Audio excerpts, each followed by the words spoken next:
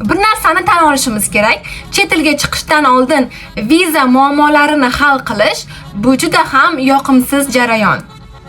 Keling, bugun siz bilan vizasiz sayohat qilish mumkin bo'lgan davlatlar haqida gaplashamiz. Lekin har doimgidek bu Turkiya, Ozarbayjon yoki Birlashgan Arab Amirliklari bo'lmaydi. Bugun sizga viza kerak bo'lmagan noodatiy mamlakatlar haqida gapirib beraman. Qani ketdik.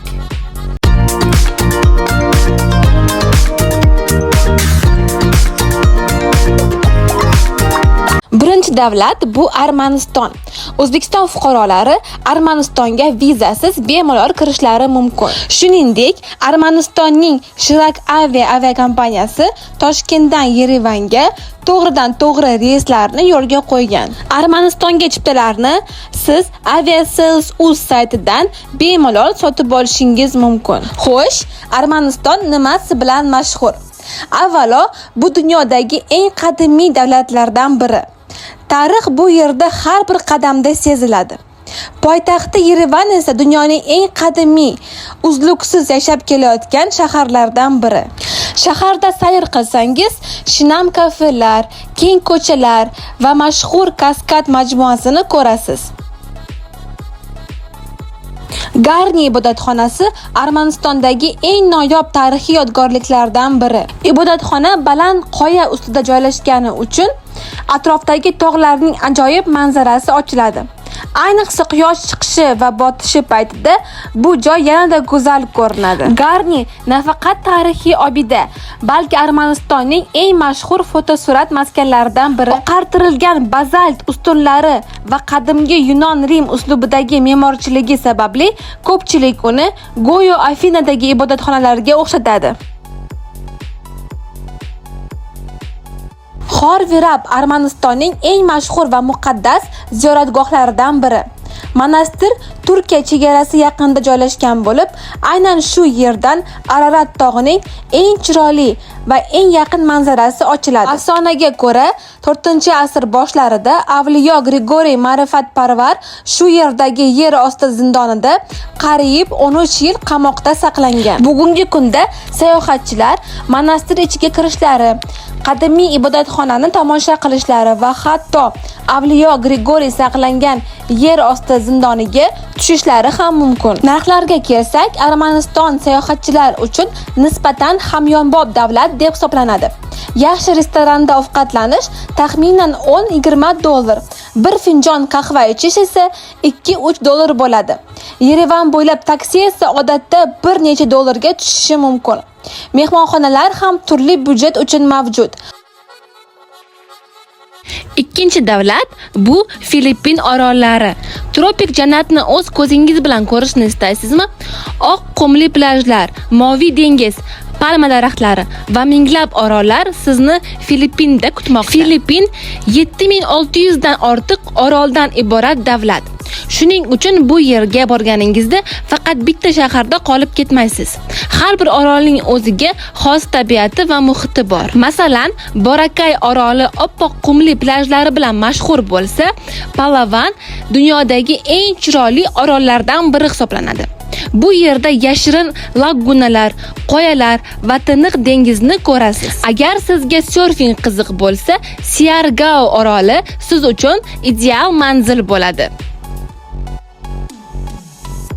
Eng yaxshi yangilik shundaki, O'zbekiston fuqarolari Filippinga qisqa muddatli sayohat uchun vizasiz kirishlari mumkin. Safardan oldin amaldagi kirish qoidalarini tekshirib chiqing, chunki ular o'zgarishlari mumkin. O'zbekistondan Filippinga hozircha to'g'ridan-to'g'ri reyslar yo'q. Odatda sayohatchilar Istanbul, Dubay, Doha, Kuala Lumpur yoki Seul orqali uchishadi. Yo'nalishga qarab safar 12 va 18 soat davom etishi mumkin. Narxlarga kelsak, Filippin Janubiy Sharqiy Osiyodagi eng hamyonbop yo'nalishlardan biri deb hisoblanadi. Mahalliy kafeda ovqatlanish 3-7 dollar bo'ladi. Yaxshi restoranda esa 10-20 dollar bo'lishi mumkin. Mehmonxonalarni ham har xil byudjetga topish mumkin. Oddiy hostellardan tortib, okean bo'yidagi hashamatli villalargacha. Orollar orasida esa samolyot yoki tez yurar paromlar orqali oson sayohat qilish mumkin. Filippinga borganingizda albatta snorkeling yoki divingni sinab ko'rishingiz kerak. Bu yerning suv osti dunyosi butun dunyoga mashhur. Rang-barang marjon riflari, dengiz toshbaqalari va yuzlab tropik baliqlarni o'z ko'zingiz bilan ko'rishingiz mumkin bo'ladi. Minglab orollar orasidan o'zingizga mosini tanlang va unutilmas taassurotlar bilan qayting.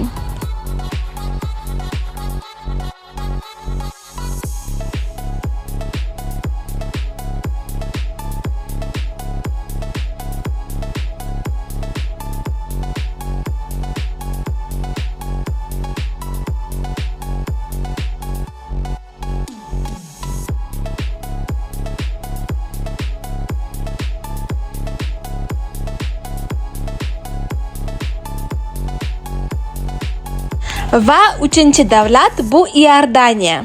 Iordaniya tarix, cho'l va dengiz birlashgan noyob mamlakat. O'zbekiston fuqarolari Iordaniyaga 30 kungacha vizasiz kirishlari mumkin. Shu sababli sayohatni rejalashtirish yanada osonlashdi. Bundan tashqari, endi Iordaniyaga borish ham ancha qulay bo'ldi. 2026-yildan boshlab Royal Jordanian aviakompaniyasi Toshkent va Amman o'rtasida to'g'ridan-to'g'ri reyslarni yo'lga qo'ydi. Amman Iordaniyaning poytaxti va Yaqin Sharqdagi eng qadimiy shaharlardan biri. Shaharning tarixi bir necha ming yillarga borib taqaladi. Bugungi kunda bu yerda qadimiy tarix va zamonaviy hayot uyg'unlashgan. Bir tomonda Rim davridan qolgan yodgorliklar, ikkinchi tomonda esa zamonaviy osmono'par binolar, restoranlar va savdo markazlari.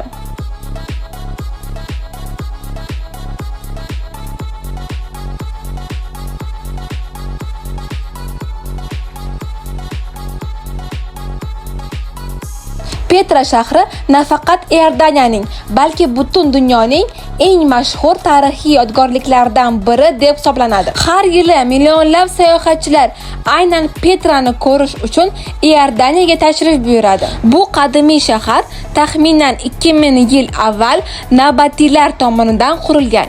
Eng hayratlanarligani shundaki, binolar oddiy toshlardan qurilmagan. Ular ulkan qizil va pushti qoyalar ichiga to'g'ridan-to'g'ri o'yib ishlangan. Narxlarga kelsak, Iordaniya Yaqin Sharqdagi nisbatan qimmatroq davlatlardan biri hisoblanadi. Oddiy kafeda ovqatlanish $8-15, yaxshi restoranda esa $20-40 atrofida bo'lishi mumkin. Taksi xizmatlari qulay, mehmonxonalar esa turli byudjet uchun mavjud. O'zbekistonliklar uchun Iordaniya vizasiz va noodatiy yo'nalishlardan biri. Video sizga yoqqan bo'lsa, bizga obuna bo'lib qo'yish esingizdan chiqmasin. Ko'rishguncha xayr.